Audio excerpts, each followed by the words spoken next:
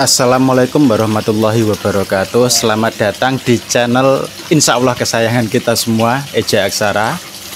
Dan pada kesempatan hari ini kita diperkenankan bertamu di tempatnya Mas siapa? Mas Said. Ya, Mas Said. Buat yang belum tahu, Mas Said ini adalah penghobi kopi dan juga penjual. Mohon maaf, penghobi koi, Mas. Oh ya, penghobi koi. Hampir mirip soalnya. Nah, pada kesempatan kali ini kita akan bertanya-tanya tentang kolam yang ada di sini. Ini kan kolamnya lumayan lebar ya. Kalau nggak salah 3x4. Nah, untuk kolam 3x4 habitat koi maksimal itu ada berapa, Mas? Kalau kolam segini 3x4 itu kalau menurut standar kolam koi itu maksimal itu 15 sampai 20. Tapi ini ikannya udah over populasi. Ini ikan sekitar 40 ekor. Nantinya kalau ikan over populasi, pertumbuhan ikan akan jadi lambat. Kalau standarnya 20 sampai 15 itu nanti pertumbuhan akan berkembangnya itu lebih cepat gitu. Nah, untuk memelihara koi sendiri kan banyak yang mengatakan sebelum kita memelihara ikan kita harus memelihara airnya, betul kan? Ya. Nah, untuk memelihara air kita butuh filter. Dan untuk kolam ini Mas Said menggunakan berapa filter? Untuk kolam ini itu ada 4 filter. Sistem filter ke-1, chamber ke-1 itu kosong. Itu isinya khusus untuk pralon-pralon, saluran-saluran pembuangan, semua itu dikontrol dari bak filter 1. Dan filter kedua atau chamber kedua ini isinya ini adalah jaring, full jaring. Dan filter kedua ini isinya jaring sama batu gombong. Dan filter terakhir itu full oyster sama pompa isinya. Dan yang di air terjun itu isinya full oyster. Nah, fungsi-fungsi dari filter itu sendiri bisa dijelaskan, Mas? Ini kan yang chamber kedua ini kan isinya jaring. Jaring ini untuk mekanis, untuk apa ya namanya, bakteri yang ibaratnya istilah itu kasar itu loh, Mas. Terus yang ketiga itu batu gombong. Batu gombong itu tempat bakteri pengurai. Dan yang terakhir oyster. Oyster kan full untuk chamber terakhir. Dan untuk di air terjun itu fungsinya itu satu untuk stabilnya pH air. Terus yang kedua itu untuk kejernihan, supaya airnya itu terjaga jernihnya. Itu aja. Nah, untuk pompa sendiri ini kan sama sekali nggak kelihatan. Ditaruh di mana? Pompa, kalau pompa itu saya taruh di chamber terakhir dan menggunakan pompa. Ini ada 2 pompa ya, Mas. Pompa 1 pakai 16.000 liter per jam. Yang kedua pompa untuk arusnya ada 2 di bawah. Itu menggunakan pompa 4.000 liter per jam. Jadi ada 2 pompa dan ada ketambahan 1 yaitu aerator. Nah, untuk menghitung pompa yang kita butuhkan itu rumusnya gimana, Mas? Dari luas air, luas kolam itu gimana? Kalau itu belum tahu banget ya, Mas. Ini kan perkiraan kan airnya debitnya ini 7 sampai 8 ton. Itu pakai pompa 16.000 sama 4.000 udah cukup. Jadi semua perputaran air itu ada 20.000 liter per jam. Itu udah maksimal itu. Oh, seperti itu. Untuk apa itu namanya, untuk memelihara koki sendiri itu kan rentang terkena penyakit, apalagi di musim hujan seperti ini ya. Untuk penyakit-penyakit koi itu sendiri itu ada berapa dan bagaimana cara penanganannya? Untuk penyakit koi yang paling kita jumpai, sering kita jumpai itu adalah flashing, Mas. Flashing itu menggeserkan badan di dasar kolam biasanya. Efeknya itu nanti sisiknya itu lepas. Dan cara penanganannya, penanganan biasanya saya menggunakan dimilin atau abatai. Itu nanti ditabur di kolam dan harus puasa 3 hari, maksimal 3 hari, supaya ikannya benar-benar kutunya pada hilang. Dan yang kedua yaitu Aeromonas.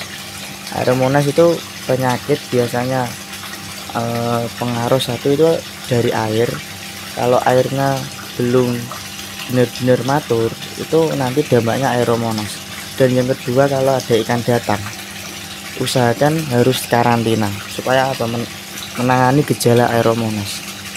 Gejala Aeromonas itu biasanya itu di badan ikan koi itu ada kayak luka merah-merah itu, Mas. Dan itu kalau ada gejala, baru gejala belum penyakitnya, Mas, itu harus karantina. Dan karantina itu harus ditaruh akuarium.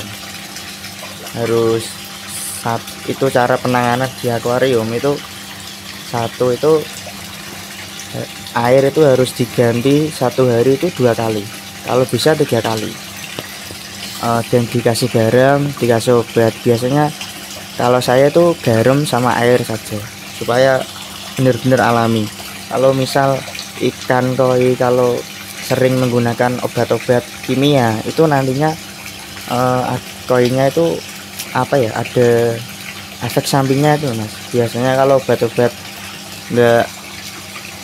nggak terkenal banget atau nggak dipercayai sama para ahli koi, itu biasanya ada cacatnya. Itu aja, Mas. Oh, berarti rawan cacat. Terus ada satu lagi, Mas, yaitu jamur ringsang. Jamur ringsang itu tidak ada obatnya. Dan obatnya jamur ringsang itu ya kayak Aeromonas itu, karantina di akuarium. Kalau jamur ringsang itu kan paling riskan.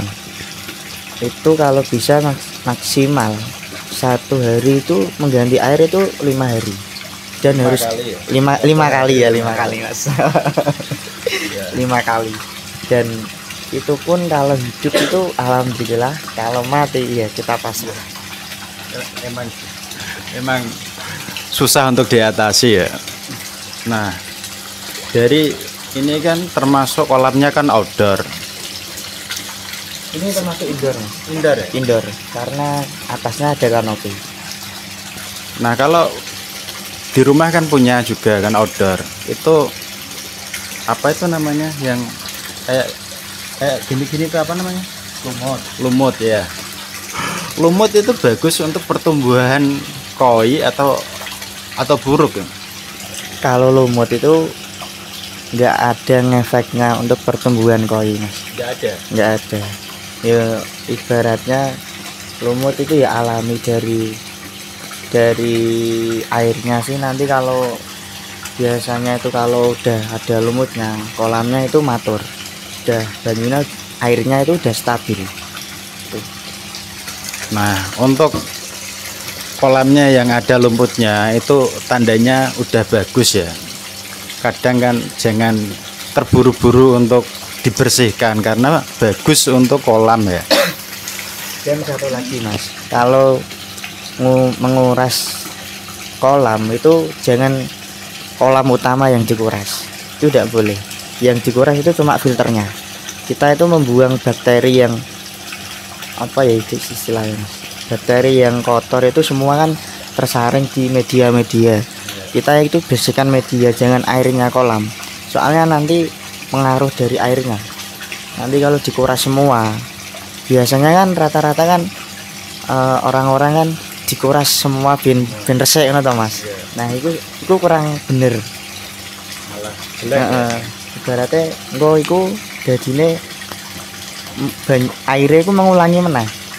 Lewat proses meneh itu biasanya kalau melewati jalur proses air matur itu maksimal itu 1 bulan. Dan efeknya kalau ikan diangkat-angkat waktu pengurasan itu nantinya stres, terus ikannya itu ada uratnya di badannya ada uratnya. Nanti kalau stres, kalau udah stres ikan biasanya loncat. Itu aja sih sarannya. Ya, terima kasih Mas karena sudah diperbolehkan untuk main ke tempatnya, dan untuk sementara kita sudahi dulu.